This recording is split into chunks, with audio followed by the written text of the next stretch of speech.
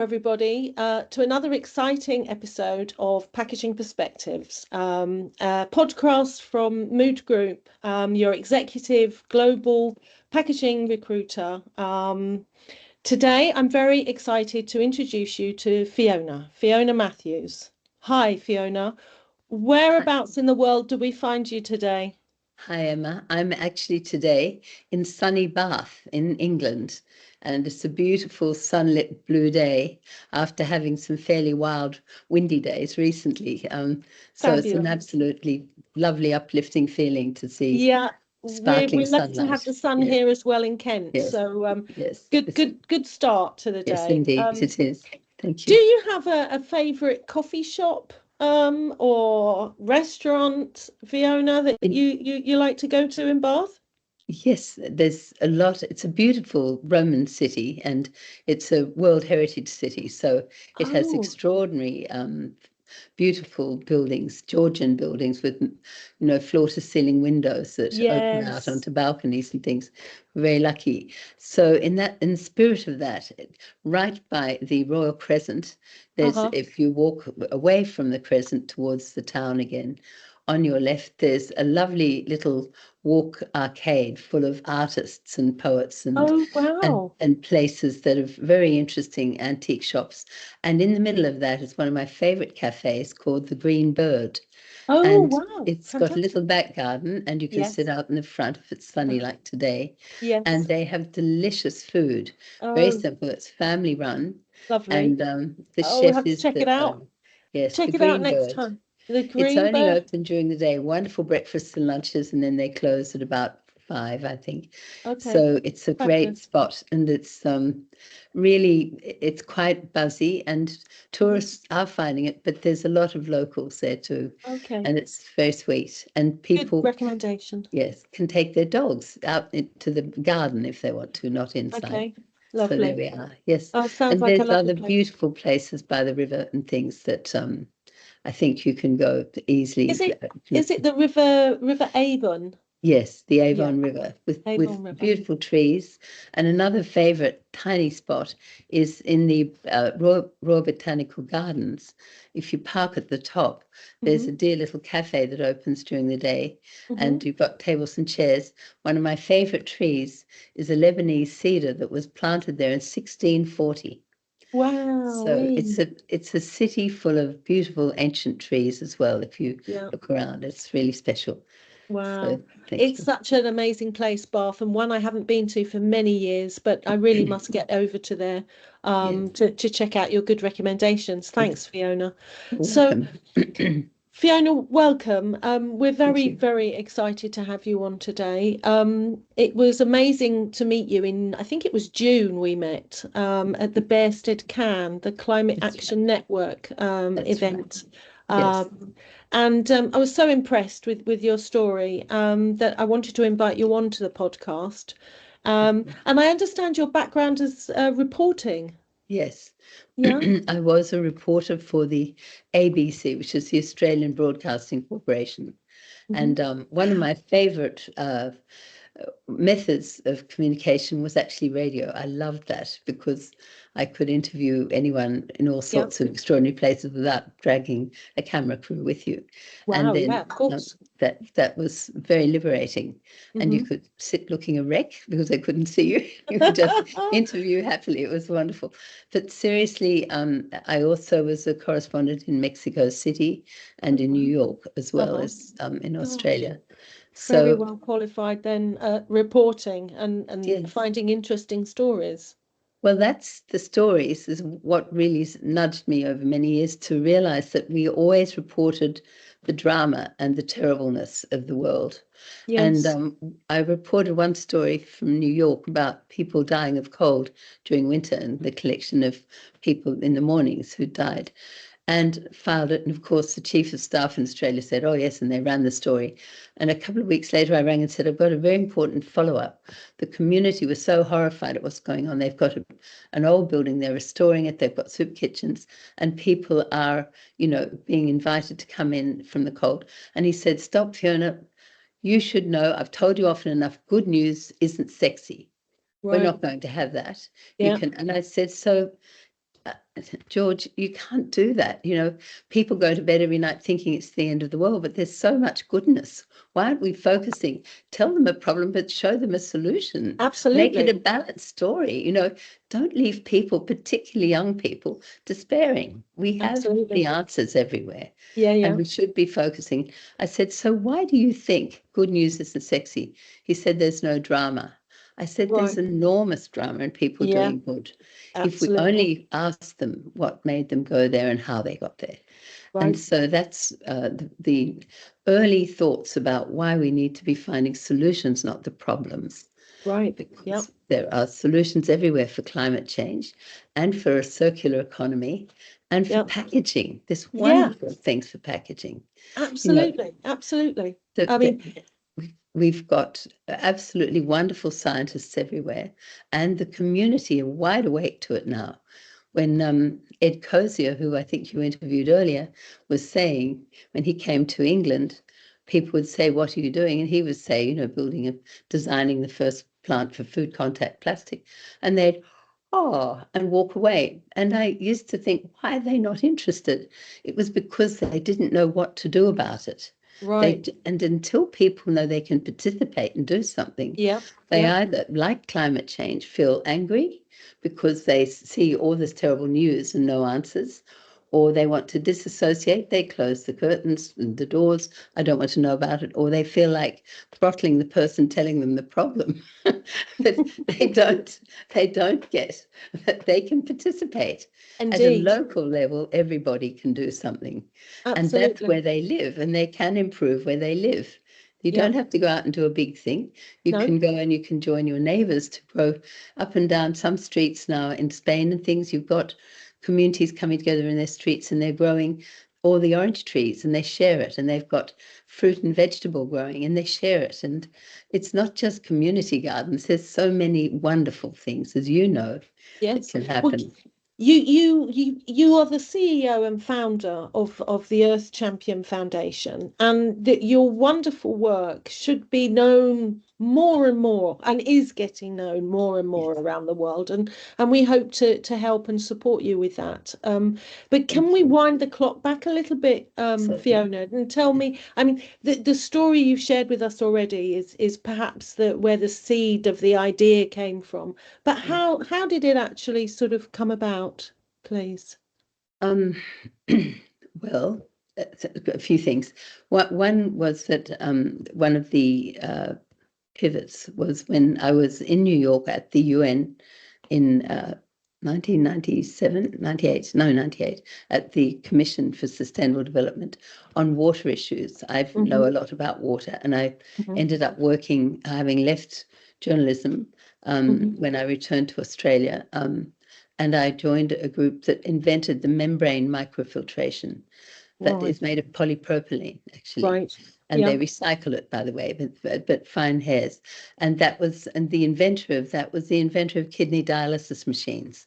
But Oh, this is for wow. city water.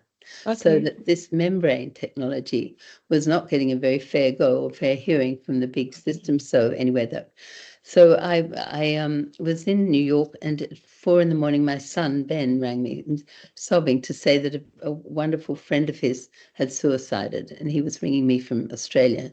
And I said, why on earth would she do it? Her family, great friends of ours, we were all very fond of them, and she was very bright and loved. And he said she'd left a note for her parents saying she could see no one she could be that could inspire her. And I said, but Ben, she was bright, she was loved, she had everything going. And there's a wonderful woman, a young woman, could have been Nari, who got a standing ovation for what she did for animals. And that could have Right. been Nari. And Yes. Ben was quiet, and then he yelled into the phone, don't you get it, Mum? You're in a private club. You know, but how does the rest of us know what to do? Right. It's Right. all very well, this private club of a few of you, but it's going to take all of us to do something. And you say and I said, there are wonderful people everywhere. And he said, what does the media give us? Mum, you should know. And I said, what, Ben? And he yelled, rock stars, athletes, and crooks, and slammed the phone down. And Wow. I was crying, and I thought, yep, we were asked to pursue the Yeah. most awful stories instead Yes. of the noble ones. And so that night I sat down and I wrote the vision that that Australia was about to spend billions of dollars in 2000 running the Olympics. And that's, shaving a second off a run, half an inch off a jump is important. But why aren't we benchmarking the best in the world and the solutions? And why don't we have an Olympics for the Earth, a championship for the Earth? And we link it to the Olympics and we borrow the world media the week before from initially one day, and we showcase what nations are doing for climate change. And every 4 years, they surface, like they do for the runners and swimmers, they surface their very best solutions, and we share it quickly and across borders. What a fantastic idea. What a fantastic idea. So that's what we've been doing. And it's been quite... The big announcement will be in 2027. And we're not sure that Mr. Trump will be very happy to have us. So we may hold it in London to announce it the week before. But I got permission. We ran our program in Switzerland. Yes. Under the nose of the Olympic Committee, who are saying, oh, no, you can't borrow our world media. No. But by the time we put 72 of the local Earth champions who'd been accredited by the UN and WIPO onto their stage in Switzerland, they agreed to give us 1 day. Fantastic. So that could potentially reach 2 or 3 billion people every 4 years. Yes. We have to. So that's it, really. Fantastic. It's a simple idea. It is, but and you're so well positioned, Fiona. You're uniquely positioned to do that. So fabulous, so fabulous. Looking forward to it, and anything we can do to help and support you along with that preparation, we'd very much like to do. In that journey, I mean, gosh, how long is it now? 25 years. 25 years. But we've paused. We've run this now in 5 different regions of the Earth. We've started in Australia.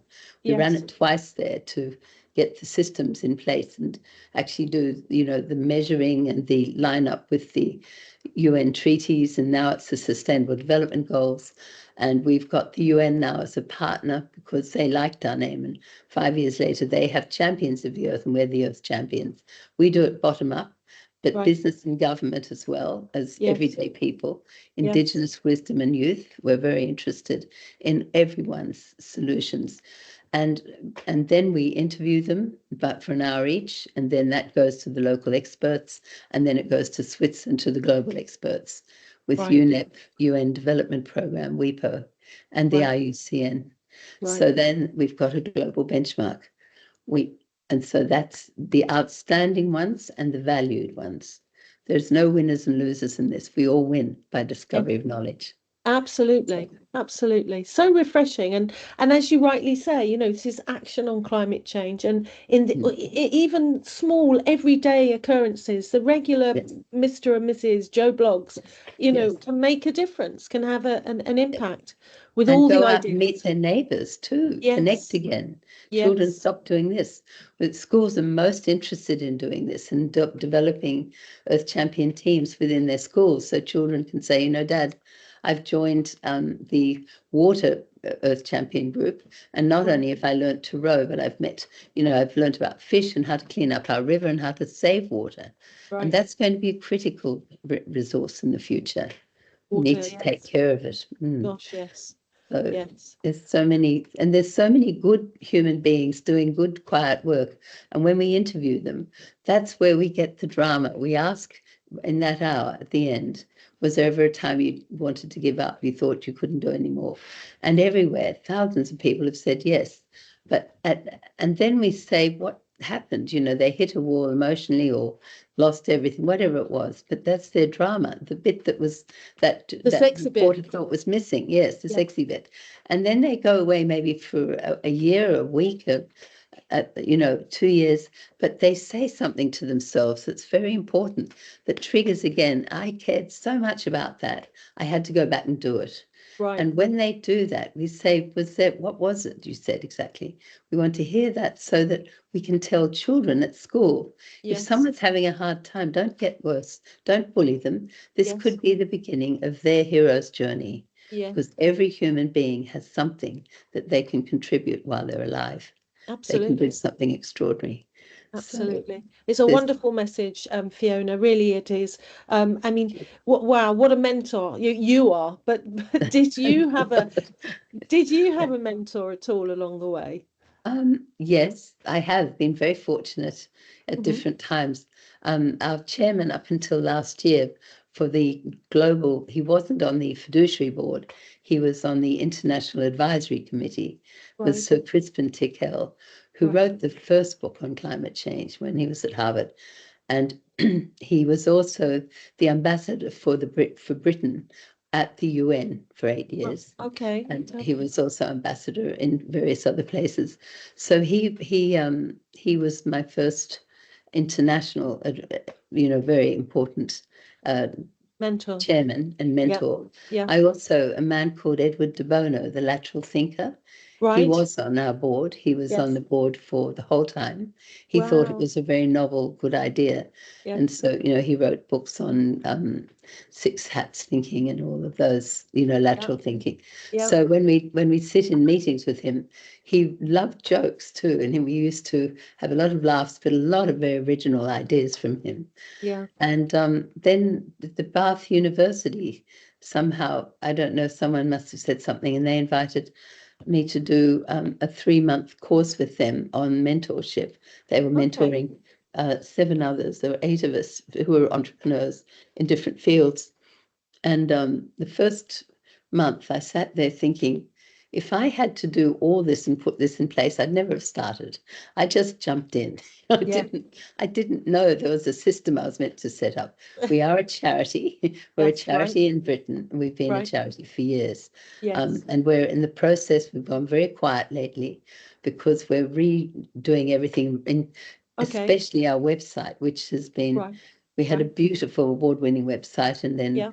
our webmaster was unwell and he sold the business. The next people pulled everything down.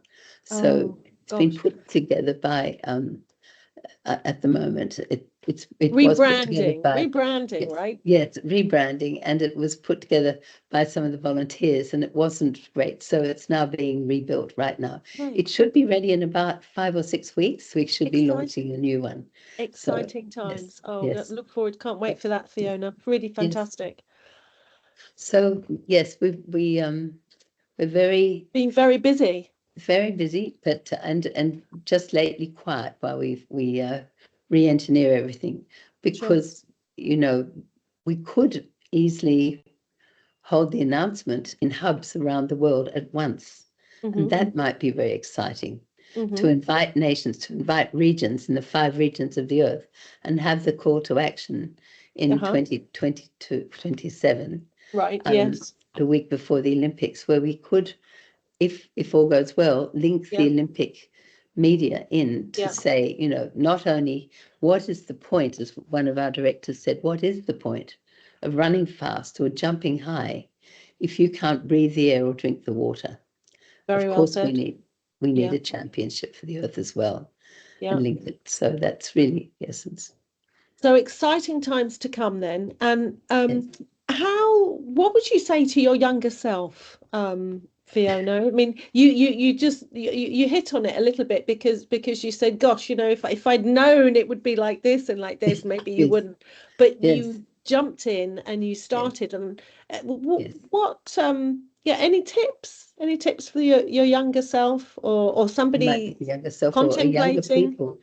Yeah. Um, I guess when you start something, this is the biggest thing I've been involved in, because but the most wonderful thing is that my belief as a young woman and as a reporter and just friends and my family was that people essentially are good, all people, all beliefs and all systems. And Yeah. essentially, the more people I met, the more I realized it's our commonality that unites us, and that's where our peace is. We Right. need to make peace. And, Yeah. I've seen as a reporter the drama, but the most impressive people are the ones that are at peace with themselves, Uh-huh. and they are generous and they're grateful, And I think that's a lesson, I have to remind myself when I'm feeling frazzled and tired. Yeah.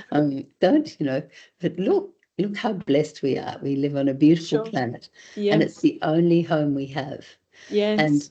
and nature has given us everything we need. We just have to harness it properly. Absolutely. We even energy. I know that oil and gas have been developing us enormously, but gently, their work can transform. In the Middle East, Yeah. they could be the hub of energy for the planet. Yes. Sunlight is so much cheaper than oil and gas and so much Sure. safer, Yeah. and it doesn't kill the water supply, whereas oil and gas and fracking are disastrous to the most precious resource we have. Yeah. It pollutes it forever. And Mm. whereas the sunlight is giving us the energy, and if ever there was nations like the Middle East and Australia and anywhere that gets sunlight, and here in England, surrounding us here in Bath, we've got all of not only solar, but out in the ocean, we've got wind, and Yeah. it's gentle. And Yeah. it's far more beautiful to look at the wind turbines than it is Yes. drilling and mining, which is destroying the soil and destroying people's air quality and water. So, Absolutely. Yeah. and you just retrain people. Look, we all retrained. We left our old typewriters and went into computers. Yeah. We're in that transition now. Yes, we People are. want to hang on to their typewriters. Yes, go for it. But they're going to be left way behind.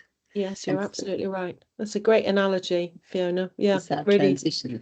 We're absolutely there. It is an exciting time to be involved in packaging and recycling, and for a better future for us all. So And where packaging could really go, because we discover from the most extraordinary solutions from a man who flew around the world 100% on sunlight in a plane. I'll think of his name in a minute, but he's Swiss and very famous in Switzerland, but not famous anywhere else. And wonderful people, twin 5-year-olds got a 40-story building to recycle. But the really exciting thing for packaging is that you can grow kelp, which is a bigger absorber of CO2 than trees. Yeah. And that's making a wonderful new plastic. Yeah.